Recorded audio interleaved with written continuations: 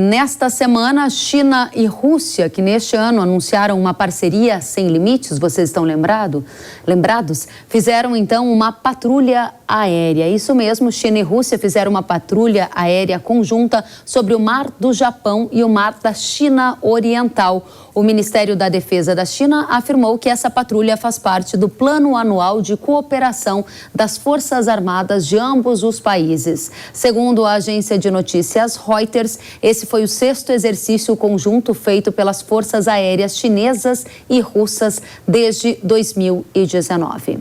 E é justamente sobre este assunto que a gente vai conversar com Pedro Costa Júnior, que é o professor de Relações Internacionais, nosso convidado de hoje para análise da geopolítica e impactos no agro. Pedro, seja muito bem-vindo.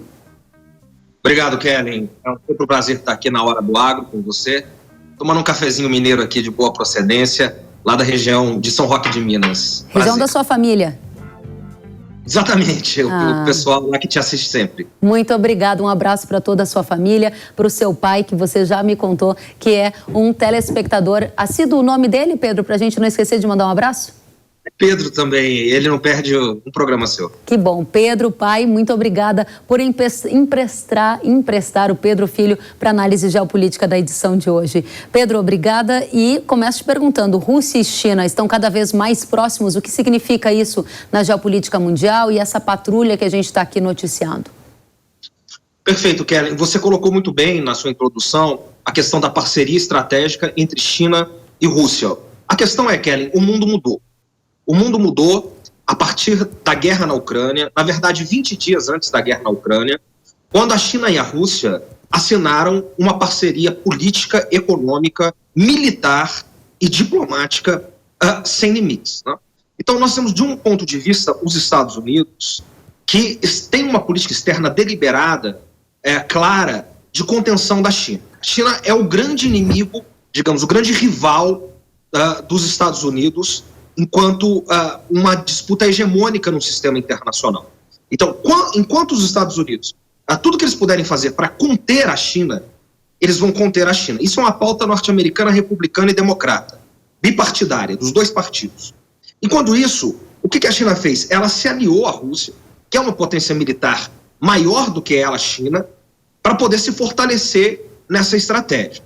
Então, nós temos, de um lado, um movimento eurasiático, que é a aliança russa-chinesa, sino-chinesa, e do outro lado, os Estados Unidos tentando conter os dois, né? Uma aliança atlanticista com a renovação da OTAN, que andava, digamos, respirando por aparelhos antes da guerra. E o mundo vai se estreitando, vai se tornando um lugar cada vez mais tenso, mais imprevisível, e nesse sentido, Kellen, mais perigoso. Por que essa análise da geopolítica, dessa parceria mais estreita entre China e Rússia, importam para o agronegócio brasileiro na sua avaliação? Elas são fundamentais, Kelly, para a gente entender as deliberações geopolíticas, os caminhos geopolíticos e geoeconômicos que o sistema internacional vai tendo daqui para frente, né? Então, a clareza que nós temos que ter, do ponto de vista de todas as análises econômicas que vão sendo feitas, né? E aí o agro tem um papel central, no caso do Brasil, pelo peso que o agro tem no Brasil e pela força que tem no Brasil, é o seguinte: daqui para frente, né, de 2, 3 anos para frente, isso ficou mais claro, nós temos um mundo cada vez mais bipolar. De um lado, uma aliança atlanticista, liderada pelos Estados Unidos, que fecha junto com a Europa Ocidental e vai conquistando espaços aonde puder no restante do mundo. E do outro lado, uma aliança eurasiática, cuja principal parceira ou potência econômica é a China e a principal potência é a Rússia. Então, desse ponto de vista, há uma guerra que não tem previsão para acabar, que é uma guerra que acontece na Ucrânia, liderada pelos democratas dos Estados Unidos. Antes da eleição, essa guerra não vai terminar.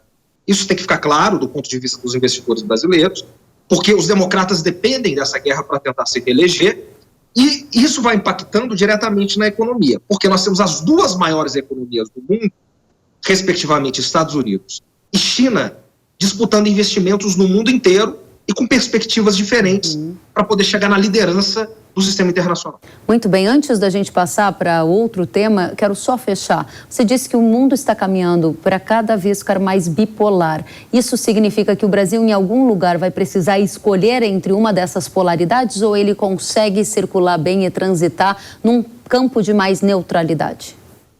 Excelente pergunta. O caminho mais inteligente que o Brasil tende a ter é não escolher um lado. Porque, veja bem, o Brasil o principal parceiro econômico do Brasil, desde 2008, 2009, é a China. Mas do ponto de vista político, e do ponto de vista de valores, de costumes, nós estamos muito atrelados aos Estados Unidos, ao mundo ocidental, ao mundo do Atlântico. Então, para que a gente possa conseguir caminhar nesse mundo, é interessante fazer uma política de pêndulo, uma política internacional de pêndulo. Saber negociar não de acordo com os interesses dos Estados Unidos ou da China, mas de acordo com os nossos interesses. Por quê, Kelly? Porque o Brasil é um país com peso nas relações internacionais. O Brasil está entre os 5 maiores países do mundo, entre as 5 maiores populações do mundo, e entre as 10 maiores economias do mundo. E o nosso agro alimenta o mundo.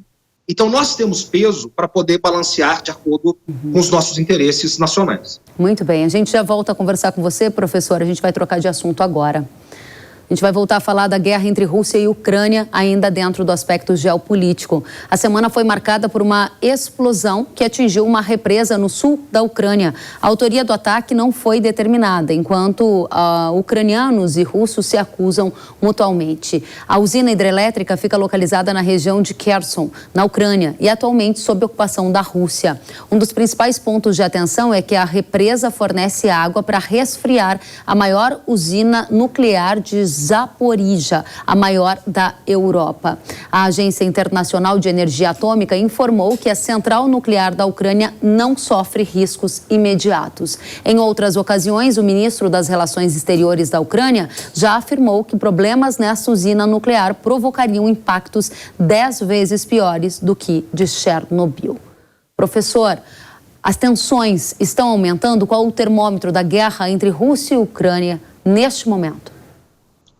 Olha, Kelly, eu lembro da última participação nossa, exatamente vai se descrevendo o quadro que a gente diagnosticava aqui. É uma guerra de caráter permanente, que não tende a ser cessada no curto prazo, pelo contrário, ela vai continuando, e nisso as tensões, imagens como essa, as tensões, elas tendem a aumentar.